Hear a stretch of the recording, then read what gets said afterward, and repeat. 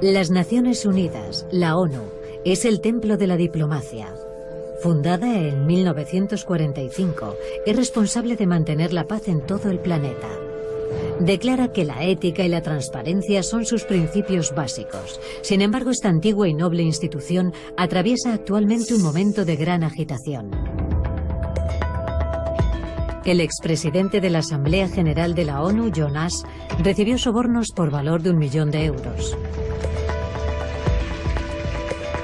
Era uno de los más estrechos colaboradores del secretario general Ban Ki-moon, que dirige la organización desde hace 10 años. Hoy, la ONU se ve afectada por múltiples escándalos. Su reputación se ha visto empañada por casos de corrupción, trata de seres humanos y despilfarro de fondos públicos. Al parecer, una parte iba destinada al propio adjunto principal. Oí que 12 millones de euros iban para él. La gente siempre ha sido codiciosa y sigue siéndolo. Por desgracia, la codicia sigue mandando en la organización. De puertas para adentro, algunos acusan a las Naciones Unidas de encubrir estos delitos. Una persona anónima del personal ejecutivo de la ONU ha llegado a crear un personaje virtual para denunciar el código de silencio que impera bajo el mandato del secretario general. Ban Ki-moon often speaks of zero tolerance, meaning he's got zero tolerance for anyone trying to tarnish the image that he wanted to create. ¿La corrupción invade la ONU? ¿No es capaz el guardián del mundo ni de poner orden en su propia casa? ¿Acaso tiene intención de hacerlo?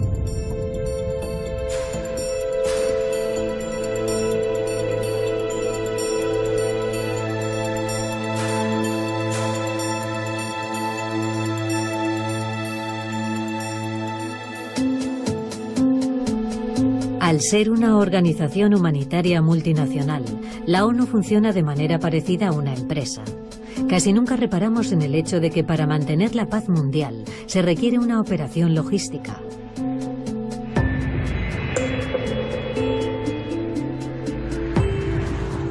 Visitamos el sur del Líbano, una región controlada por la organización terrorista chií Hezbollah.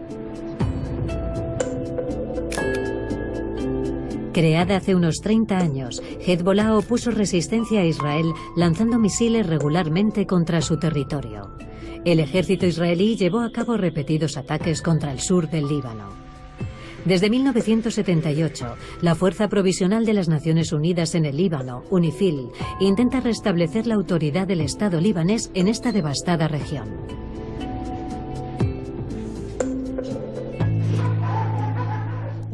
Justo detrás de esas montañas está Siria y hacia allá Israel. Por tanto, estamos en una zona muy inestable. El objetivo principal de la misión para restablecer la paz en la zona, después de múltiples enfrentamientos bélicos, es asegurar la frontera con Israel.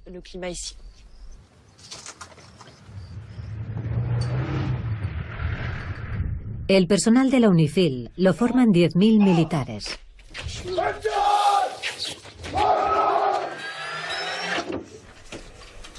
Bien, esta es la ruta de patrulla. Carretera XS, carretera 1000, Víctor Charlie 16, Víctor Charlie 12. En caso de fuego de misil, intervenimos con fusil automático ligero en el área de sospecha. Si el lanzamiento se produce, abandonamos la zona lo antes posible para evitar una respuesta israelí.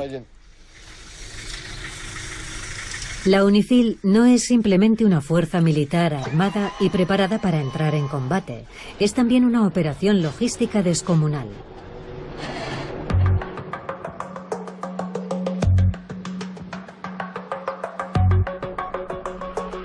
Todas estas personas necesitan comida y alojamiento. Para proporcionárselos, la ONU cuenta con miles de proveedores. Cada semana llegan toneladas de suministros por mar o en convoy. Estas mercancías las envían empresas privadas con las que la ONU ha firmado un contrato. Una jefa de logística nos muestra las distintas partidas de gasto, como el repostaje. ¿Quién suministra este combustible? Una empresa contratada por la ONU. ¿La ONU se encarga de suministrarles el combustible? Sí, correcto. Para el abastecimiento de los campamentos del Líbano, la ONU concedió una licitación de 3 años a una empresa petrolera radicada en Beirut, con un contrato de 68 millones de euros. Una base de la ONU también incluye alojamiento, a menudo en forma de contenedores habitables como estos, que suministra principalmente la empresa italiana Corimec. Este es el típico dormitorio de todos los soldados de la fuerza. Aquí duermen 2 personas, pero podrían ocuparlo 3 o 4, añadiendo mobiliario. ¿Y cómo llaman a esta clase de alojamiento? Informalmente Corimec, que es la marca de estos contenedores que se utilizan en los campamentos. El último pedido de estos contenedores que hizo la ONU a la empresa fue por valor de 6 millones de euros. Para dar de comer a las tropas, cada semana se necesitan toneladas de provisiones. ¿La comida se trae de Beirut y también desde otros países? Sí, de muchos lugares, en barco o en avión. ¿De todo el mundo? De todo el mundo, prácticamente. Los yogures, por ejemplo, vienen de Croacia. La carne de España. De España y Croacia, normalmente. ¿Eso qué es? Es queso Gouda. ¿Es un producto básico? Pues sí. Se come mucho queso.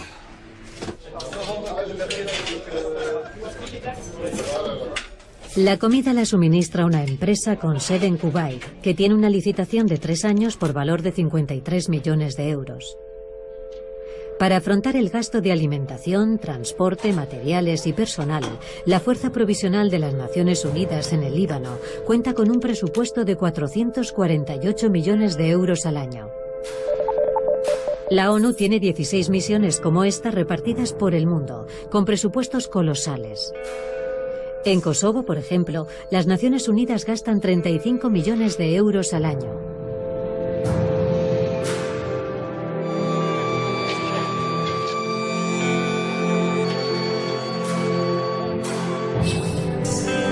En Darfur, Sudán, cada año se destinan 1.000 millones de euros para asegurar la región, después de una guerra civil y un genocidio.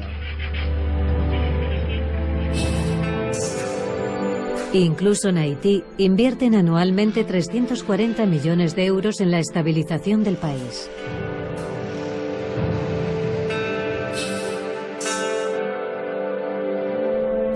La ONU reserva un presupuesto anual de 7.000 millones de euros solamente a misiones de mantenimiento de paz, que financian sus Estados miembros y, por tanto, los contribuyentes del mundo entero.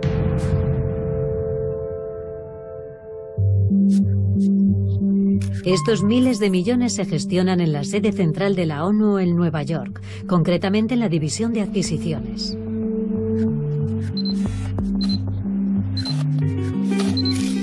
Aquí se firman contratos con más de 20.000 proveedores. Su director, ucraniano, casi nunca accede a que lo entrevisten. Solo nos ha dado 15 minutos. Según él, el dinero público está bien gestionado. El principio fundamental de las adquisiciones de las Naciones Unidas es el principio de la relación óptima, costo-calidad. No compramos lo más barato, pero tampoco lo más sofisticado, por ejemplo. Buscamos algo que esté en un término medio.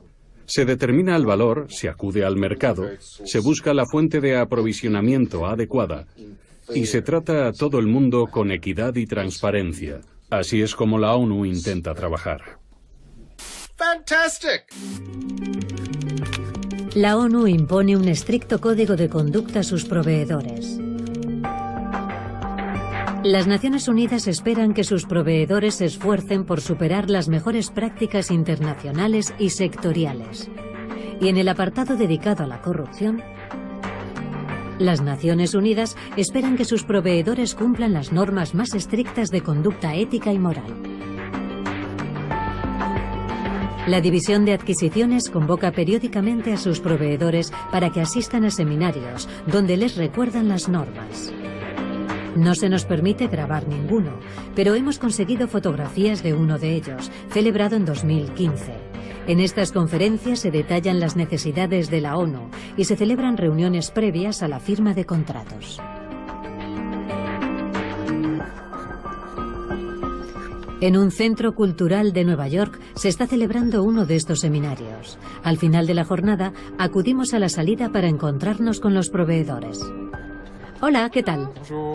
Este ejecutivo representa a la empresa agroalimentaria de Bélgica. Sí, hoy era el primer día.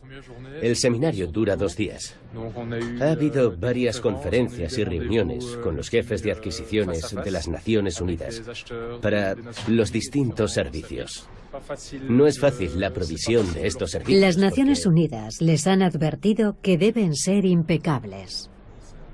¿Usted podría invitar a alguien de la ONU a comer para profundizar sobre algún tema? No. Nos han dado a entender que eso está prohibido. No te dicen expresamente que esté prohibido, pero se sobreentiende. Bromean diciendo que no tienen tiempo de quedar a comer con miles de proveedores. Pero yo creo que, como en cualquier licitación pública, ese tipo de procedimiento está prohibido. Entiendo, está muy... Sí, muy reglamentado, es muy estricto.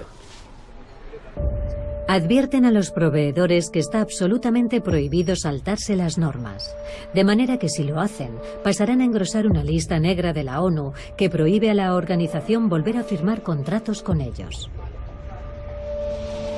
La ONU presume de gastar todos estos miles de millones con rigor y transparencia. Era de esperar, dado que funciona con dinero público. ¿Pero es siempre tan comedida con las empresas cuyos servicios contrata? En Haití, en 2010, un gran escándalo dejó al descubierto sus deficiencias. Las consecuencias fueron dramáticas para un país que ya atravesaba graves dificultades para recuperarse del terremoto ocurrido unos meses antes.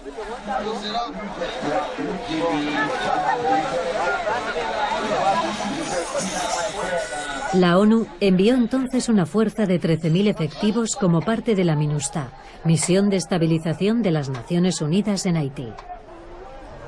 Para gestionar las aguas residuales de sus campamentos, contrataron los servicios de una empresa local llamada Sanco.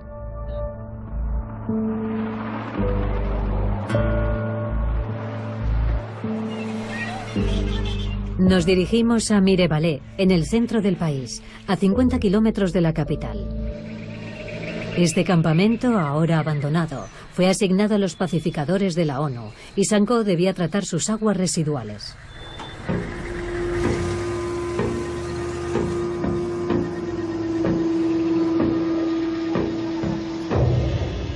Pero para ahorrar dinero, en lugar de descontaminar y purificar esas aguas residuales en una planta de tratamiento, la empresa haitiana las vertía directamente en el terreno.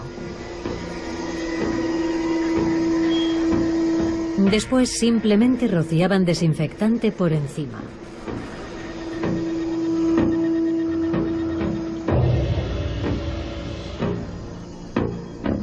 Este agricultor vive a pocos metros del hoyo donde se vertieron esas aguas residuales. Durante meses tuvo que vivir en un entorno pestilente. Retrete. Retrete. Ahí tiraron los excrementos. ¿Qué empresa era? Sanco. Vino el camión, vació todo el tanque en el agujero y se largó. ¿Lo taparon después? No, para nada. ¿Se quedó así, al aire libre? Sí, como lo estáis viendo. Los excrementos se filtraron y llegaron al río. Con la acción de las lluvias, las heces han contaminado el agua del río que fluye más abajo. Y ese río desemboca en uno de los principales cursos fluviales de Haití, que la población utiliza para lavar, cocinar y beber. Para empeorar las cosas, en este campamento varios de los nepalíes de la Fuerza de Mantenimiento de Paz de la ONU eran portadores de cólera, y el virus se propagó rápidamente por todo el país. En octubre de 2010, una epidemia sin precedentes se extendió por todo Haití. El cólera, que pensaban que había desaparecido de la isla hacía un siglo, de repente estaba matando a un individuo tras otro en cuestión de horas. En 3 años, la epidemia se cobró la vida de casi 9.000 personas. Según varios estudios científicos, la epidemia de cólera en Haití es directamente atribuible a miembros de las fuerzas de mantenimiento de paz de la MINUSTAH. Expertos de la ONU reconocieron en un informe sobre el brote de cólera que las condiciones de higiene en el campamento de Mirebalais eran deficientes.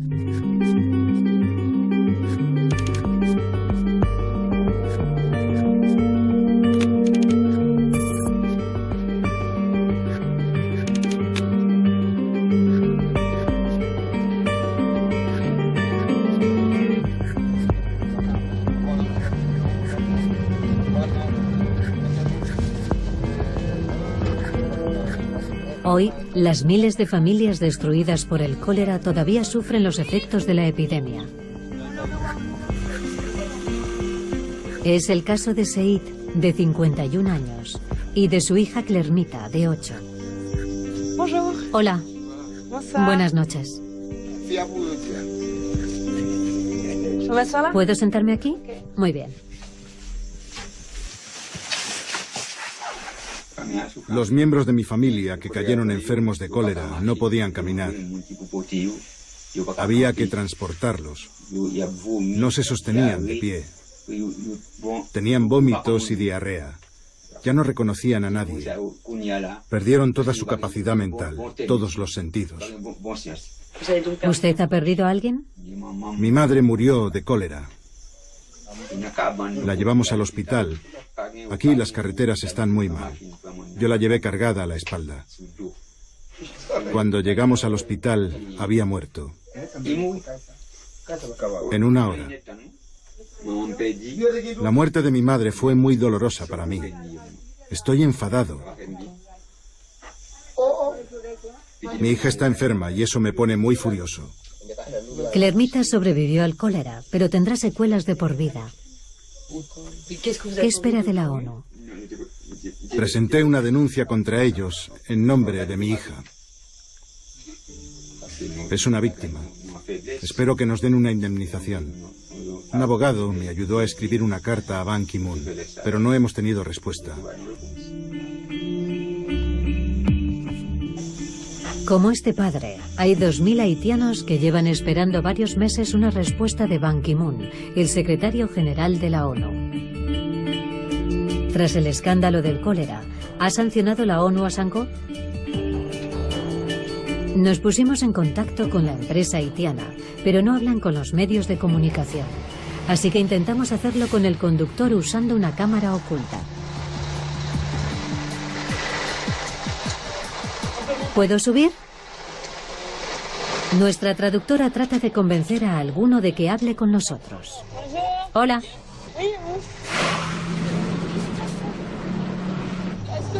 ¿Fue sancionada la empresa por la MINUSTAH? ¿O en realidad no lo fue? No, en absoluto.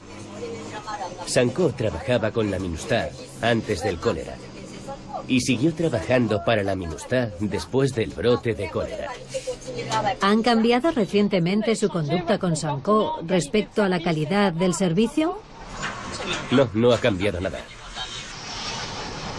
¿Ningún cambio? ¿Ni siquiera después del cólera? No. Después de la epidemia de cólera, la ONU siguió firmando contratos con Sanko, como demuestran estos documentos.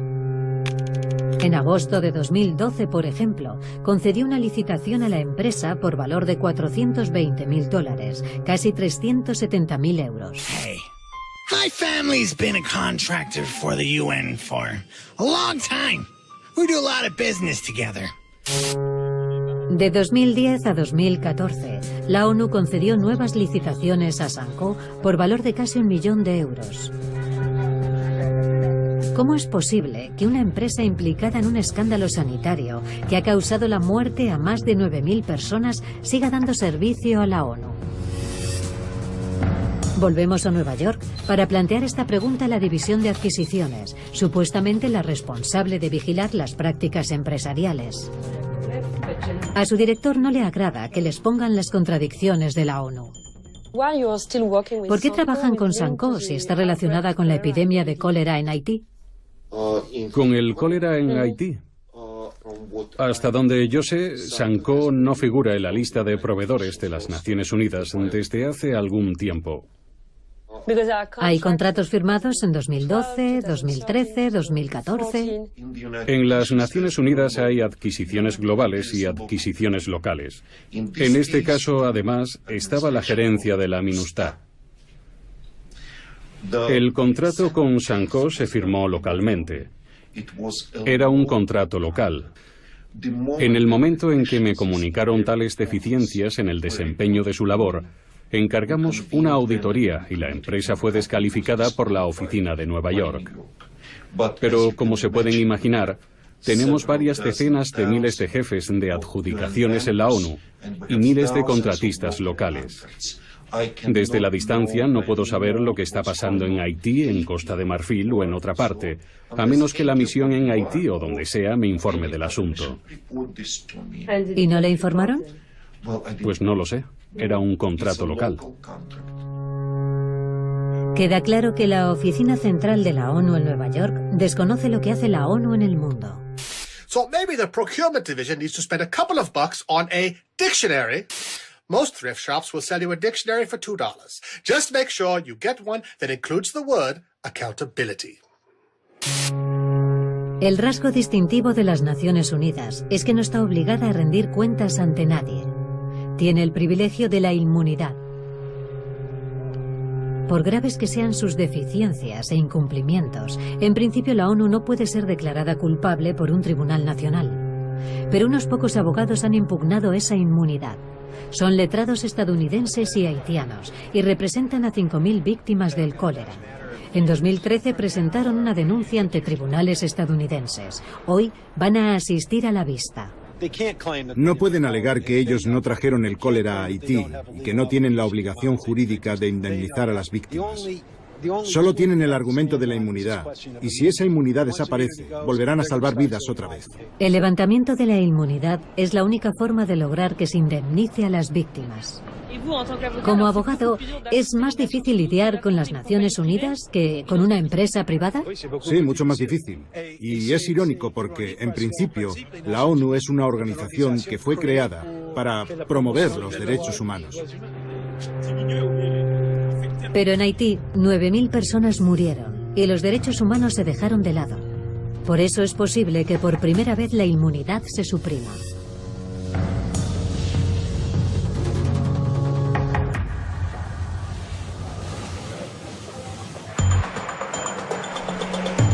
Cada día se pisotean valores morales en la ONU. El dinero público a menudo se despilfarra o se malversa. Hemos hablado con funcionarios y empleados de la ONU en todo el mundo. Sus testimonios son reveladores. Despilfarro, corrupción, trata de personas. En Haití, por ejemplo, es habitual el derroche de fondos. Tammy, una policía estadounidense, fue testigo de ello en 2012. Entonces trabajaba para una subcontratista, formando a agentes de policía haitianos bajo el mandato de la ONU. Aunque trabajar en el área de la ayuda humanitaria le hacía ilusión, no tardó en desengañarse. Hoy vive en su ciudad natal de San Luis, el Missouri. ¿Te encargabas de formar a policías haitianos? En realidad no. Se suponía que hacíamos funciones de tutoría y supervisión, pero no los orientaba mucho porque apenas los veía, a pesar de que estábamos en la misma comisaría. Solo una vez vi a la policía haitiana en un coche y les hice una foto. ¿Y cómo pasaba el día entonces? Me pasaba las horas muertas en el ordenador jugando por internet, o jugaba al dominó con los cascos azules jordanos. Y eso era todo. Yo lo puse en conocimiento de mi contingente, el contingente estadounidense, y me dijeron que nuestra misión era esa nada más, que así era la misión. ¿No hacer nada? Básicamente sí. ¿Cuánto le pagaban? $124.000 al año en total. PAE, la empresa contratista, pagaba casi la mitad y la ONU el resto. ¿Entonces era un despilfarro? Un despilfarro total. Este ejemplo no es un caso aislado. En Darfur, la ONU tiene empleadas a 20.000 personas y dilapida millones de euros cada año. Conseguimos contactar con un funcionario de la ONU que trabaja sobre el terreno. Lamenta la irresponsabilidad de sus colegas. El 80% de las personas que integran la misión no trabajan. Ni siquiera saben por qué están ahí. Me siento fatal por todo el dinero que están aportando los donantes y por los millones de dólares que no se gastan como es debido. ¿Cuáles son los mayores derroches que se hacen? En la actualidad, el mayor despilfarro se hace en los recursos de transporte aéreo. A veces lo usan como un servicio de taxi. Se hacen vuelos en helicóptero hasta una base de operaciones con solo 1 o 2 personas a bordo, sin tener en cuenta que cada uno de esos desplazamientos cuesta unos $14.000. Fantastic!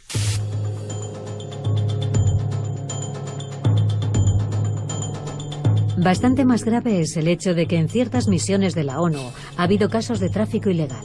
En Liberia, por ejemplo, pacificadores de la ONU han revendido artículos robados en el mercado negro.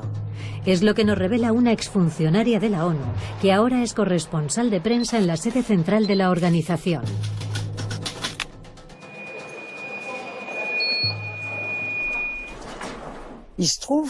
En una ocasión quería comprarme un ordenador portátil.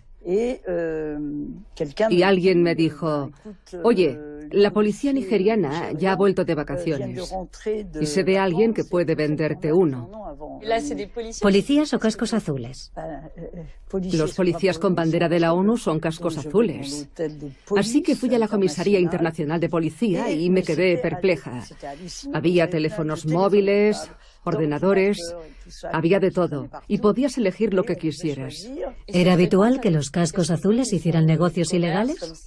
Sí, claro que sí, sin duda. El tráfico ilegal es todavía más indignante si tenemos en cuenta que a veces deja a la población local sin artículos básicos. Me ponía mala porque de los contenedores cargados de arroz que mandaba el Programa Mundial de Alimentos, al final casi no llegaba nada de ese arroz a los campos para desplazados internos. Lo veías en los mercados, se revendía, igual que los medicamentos. ¿Quiénes lo revendían? Gente de la ONU encargada de supervisarlo y que estaba en el puerto. Eran los responsables de su distribución. Me parecía indignante. Y cuando hacía preguntas, en fin, no había respuesta. Pues vale. Fantastic! Anteriormente a este tráfico ilegal, eran habituales los robos, como en la misión en Haití. Fue lo que descubrió en los almacenes una antigua empleada que trabajó 3 años para la ONU. Robamos varias veces en los almacenes. Placas solares, baterías, discos duros. ¿A pesar de las cámaras y los guardias de seguridad?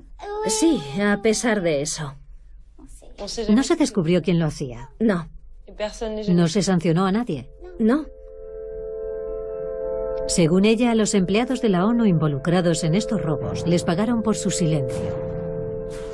Alguien me dijo, el dinero que vamos a ingresarte en tu cuenta lo retiras y lo colocas aparte para pagar las tasas universitarias de tu hijo. Luego llegará tu sobre. Tú cooperas. ¿Era corrupción? Por supuesto que era corrupción, pero yo misma, como buena cristiana, le dije, mira, estoy ciega, estoy muda y no pienso escuchar más. Así que confiaron en mí. Hablaban de todo delante de mí.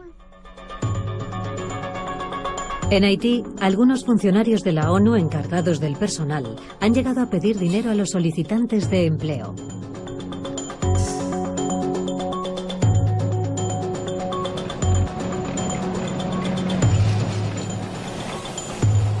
Nos reunimos con un testigo haitiano que trabajó 6 años para la MINUSTAH.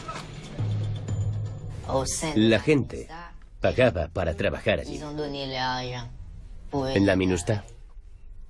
¿Por un puesto de trabajo? Sí. ¿Y quién les decía que tenían que pagar? El jefe de personal. A veces, la extorsión se repetía cada mes. Tengo un amigo al que le exigían que pagara un dinero cada vez que cobraba su sueldo. ¿Devolvía una parte de su salario? Sí, ¿A quién?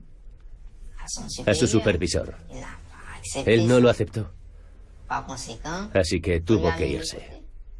¿Lo despidieron? Sí. ¿Y esta práctica nunca se ha criticado? No, ¿Cómo puede ser?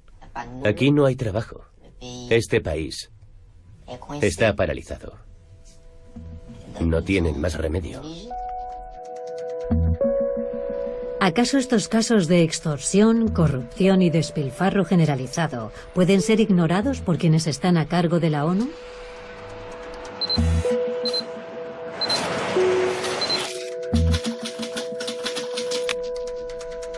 Planteamos estas cuestiones al director de la División de Adquisiciones. Pero al parecer es un asunto muy delicado. ¿Están ustedes seguros al 100%? No. El área de las adquisiciones siempre será un área de riesgo. Las adquisiciones siempre requieren atención. Las tentaciones son muchas y hay que esforzarse. Me gustaría saber, para entender por qué a veces hay problemas, ¿me entiende? Porque... No. ¿Qué más tiene en su lista? Quiero saberlo todo antes de seguir grabando. Bueno, querría plantearle una última pregunta sobre el despilfarro. Sería una pregunta más bien general sobre el despilfarro de fondos. Por ejemplo, en Darfur, donde la gente dice que se han perdido infinidad de contenedores y que se malgastan millones. Y saber si para usted eso es un problema. Es mi última pregunta. Usted está haciendo un reportaje de investigación. Adiós. Chris, acompáñalos abajo. Es imposible plantear estas preguntas. Sin embargo, no es algo nuevo. En 2005 ya salió a la luz un gran escándalo de corrupción que sacudió las Naciones Unidas. Podría ser el mayor escándalo al que se ha enfrentado nunca la ONU. La información descubierta empañará su reputación y la de su secretario general, Kofi Annan. Petróleo por alimentos, el escándalo que sacudió la ONU. Así lo contó un periódico iraquí. Tras la invasión de Kuwait en el año 1990, la ONU impuso un embargo a Irak. Pero esta sanción mataba de hambre a la población iraquí. 6 años más tarde, la ONU autorizó a Irak a vender su petróleo para alimentar a su población. Se trataba del programa Petróleo por Alimentos.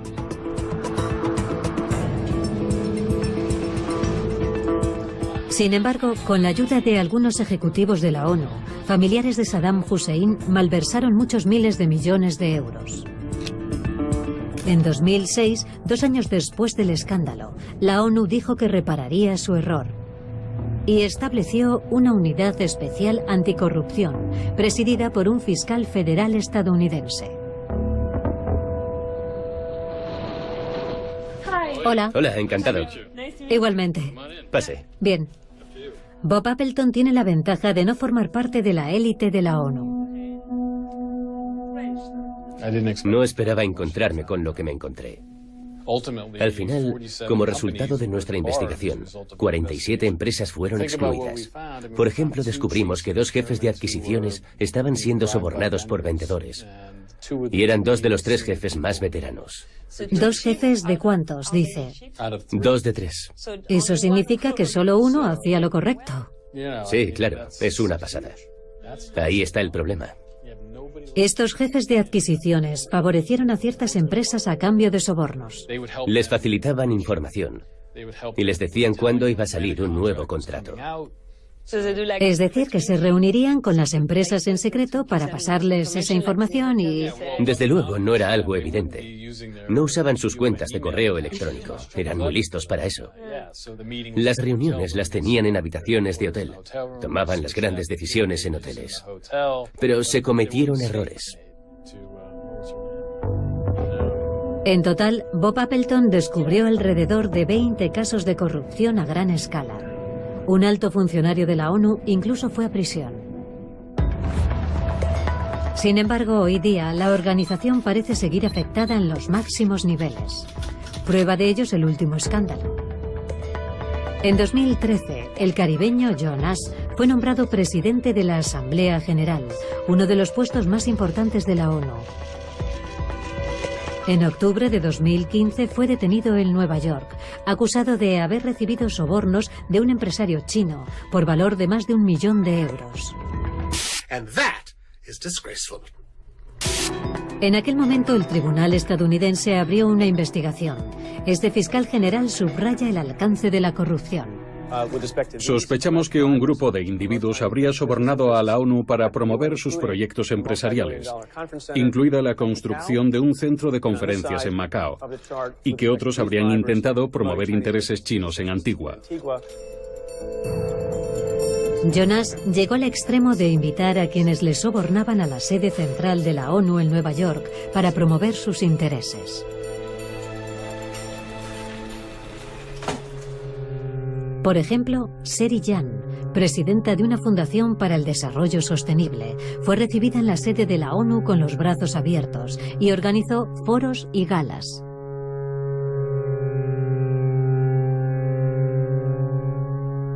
A este otro, un multimillonario chino, se le concedió el privilegio de ser presentado al secretario general.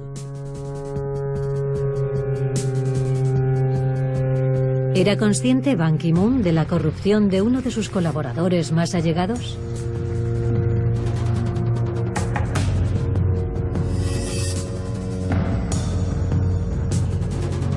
Dada la imposibilidad de hablar con el propio secretario general, se lo planteamos a su portavoz en una conferencia de prensa. El hombre abandona su habitual discurso seco y diplomático y empieza a titubear. Pronto habrá sentencias condenatorias en la causa de Jonas. ¿Cómo explica que exista semejante nivel de corrupción en el seno de la ONU? ¿En qué causa dice? Jonas. Estamos estudiando qué tipo de repercusiones puede haber tenido en el sistema en cuanto a... Los diversos grupos implicados están siendo objeto de una auditoría y confiamos en que se haga con premura para saber exactamente hasta qué punto esos grupos, incluida la Fundación Subka, han participado en las operaciones de las Naciones Unidas. Esta auditoría concluyó en el mes de marzo de 2016, con un comedido reconocimiento de que hacía falta mayor transparencia en la ONU. Jonas murió en junio de 2016, unos meses antes de su juicio. Habría sido condenado a 3 años de prisión.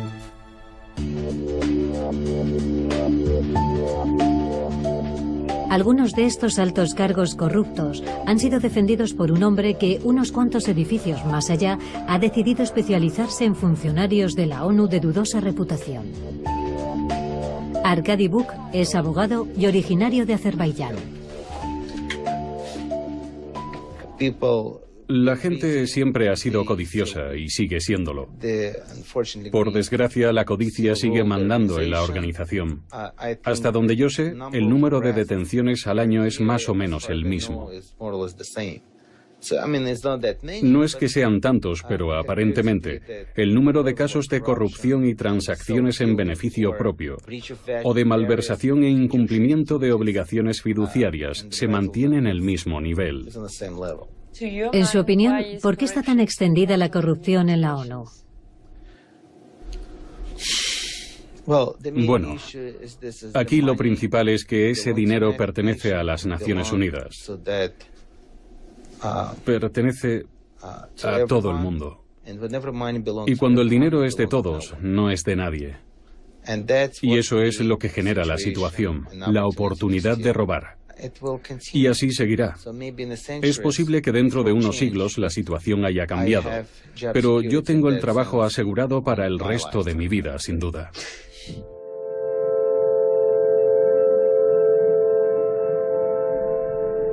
¿Por qué la ONU es incapaz de erradicar la corrupción en su seno? ¿Acaso tiene intención de hacerlo? De acuerdo con Bob Appleton, Ban Ki-moon no tiene la menor intención de cambiar las cosas. Tras 3 años de actividad, la Unidad Especial de Anticorrupción fue disuelta, oficialmente por falta de actividad. ¿Por qué se desmanteló la Unidad Especial Anticorrupción? Porque hicimos nuestro trabajo. Debido a lo que averiguamos. No estábamos dispuestos a enterrar o a esconder lo que descubrimos. Informamos sobre lo que habíamos descubierto y pensamos que hacíamos lo correcto y que era positivo. En fin, no creo que la organización pensara que lo hacíamos por lealtad hacia la organización. Pero nosotros, desde luego, sí que lo consideramos así. Intentamos adecentar el lugar, despejándolo de individuos corruptos y empresas corruptas. ¿Y cómo reaccionó Ban Ki-moon? No quiso nombrarme para el puesto. No es que me despidiera, mi contrato había expirado. Si hubiera tenido intención de supervisar algo, habría confirmado mi nombramiento. Ver que al final no ha salido nada de todo esto es una decepción muy grande. Antes de su destitución, Bob Appleton había publicado informes sobre casos de corrupción en Afganistán, Etiopía e Irak. Todos han quedado en papel mojado. We don't want no investigators poking around. We has commercial secrets to protect. Let me remind you, ladies, our deal is that when anybody snitches, you say that complaint is a management issue, and you don't do no investigating. Yeah. En la actualidad, para detectar casos de corrupción en la ONU, ya solo queda un equipo. La OSI, Oficina de Servicios de Supervisión Interna. Pero se ha mostrado ineficaz. Creada en el año 1994, tiene 325 empleados repartidos por el mundo. Este departamento sí nos permite grabar, pero nos cuesta acceder a sus cargos ejecutivos. Tenía una entrevista con la Oficina de Investigación de la ONU en ese edificio, pero acabo de recibir un correo electrónico y la cancelan sin más explicación.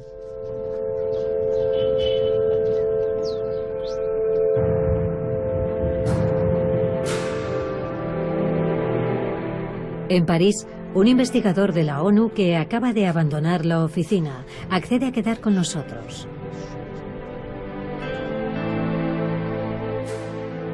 Cuando Peter Gallo entró en la OSI, comprendió que era imposible llevar a cabo su trabajo como era debido.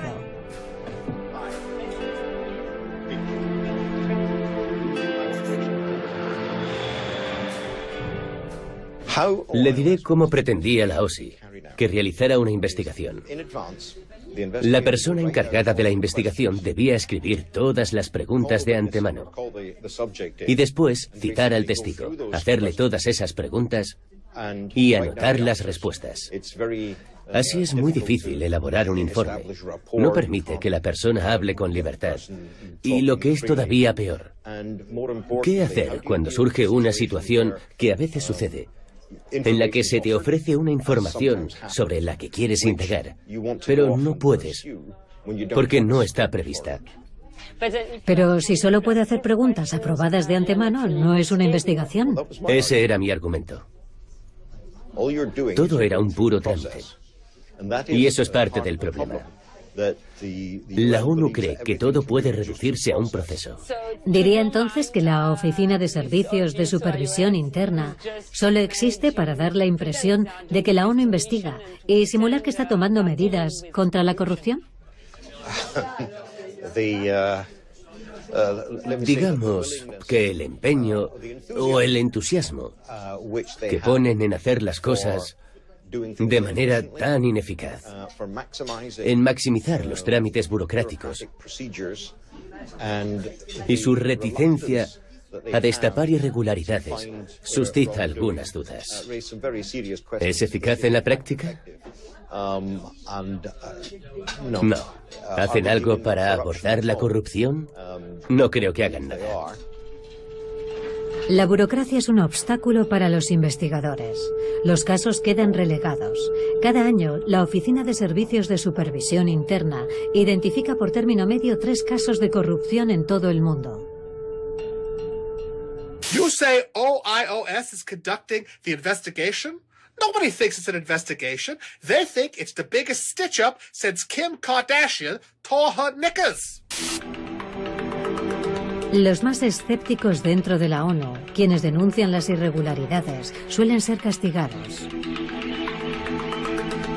Fuimos a Washington para encontrarnos con un hombre que nos cuenta su experiencia.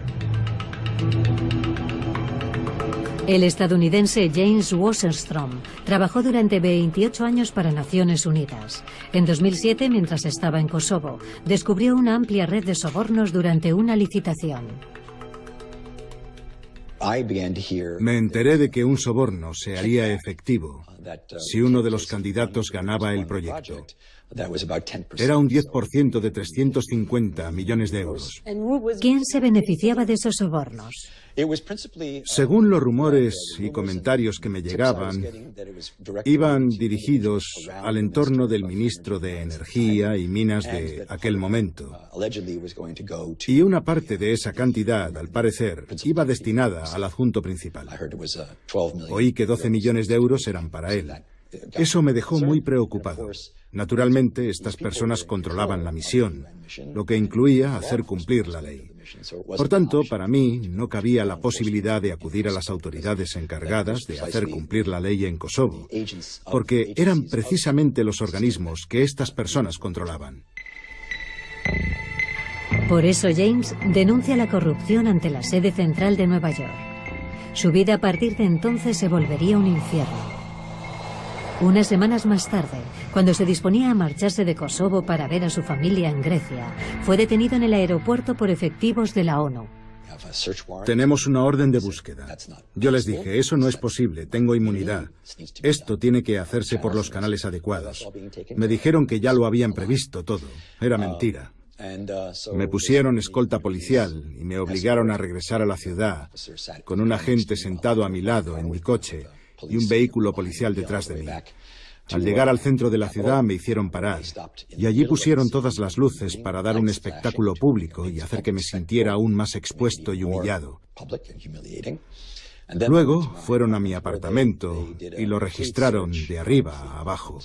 ¿Sintió que lo trataban como a un delincuente? Sí, así me trataron. Here is the news.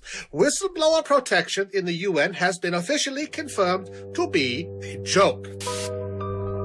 En todas las oficinas locales de la ONU en Kosovo cuelgan carteles con su fotografía. Tiene prohibida la entrada en cualquier sede oficial. Su despacho ha sido precintado.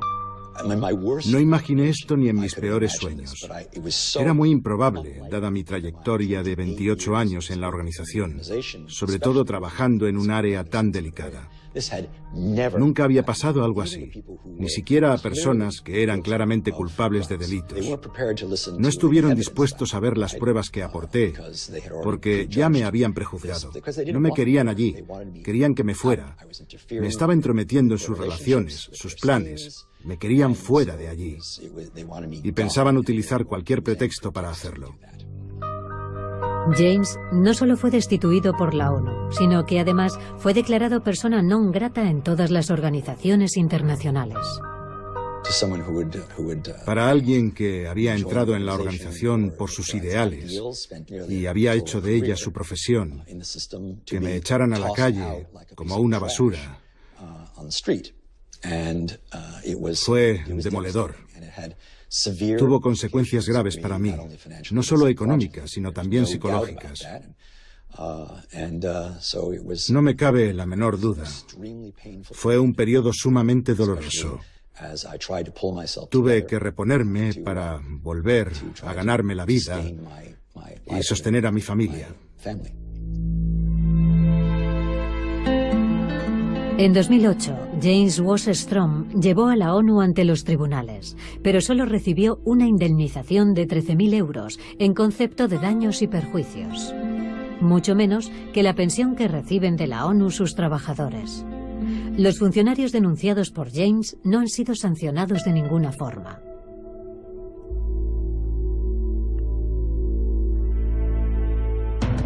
Hoy, el código de silencio, la impunidad, parecen seguir campando a sus anchas en la ONU, incluso en los casos más graves de abusos. Tammy Fisher también denunció irregularidades y también fue objeto de represalias. En su caso no fue un asunto de dinero. Ella denunció abusos sexuales.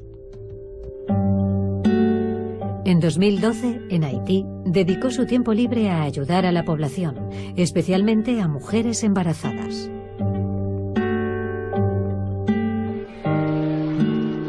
Se hizo popular entre las haitianas. Estableció estrechos vínculos con ellas y se ganó la confianza de algunas.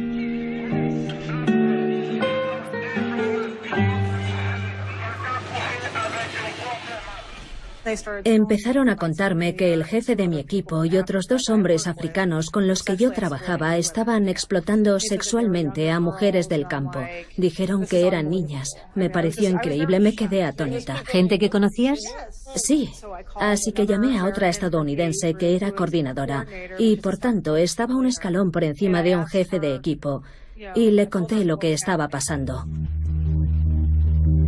En aquel momento habían salido a la luz escándalos sobre violaciones cometidas por cascos azules en Haití, pero también en otros países.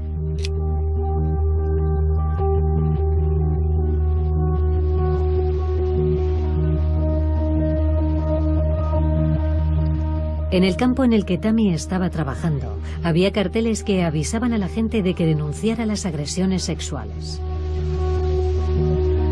Unas instrucciones oficialmente ignoradas por el contratista estadounidense para el que ella trabajaba.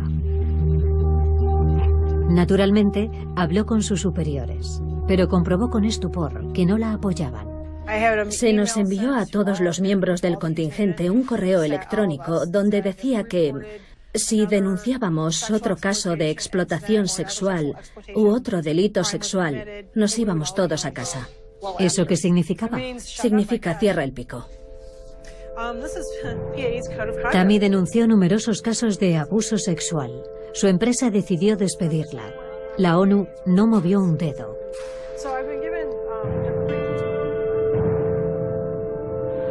En un decenio aproximadamente, la ONU ha reconocido oficialmente 700 casos de abusos sexuales en los que había participado su personal.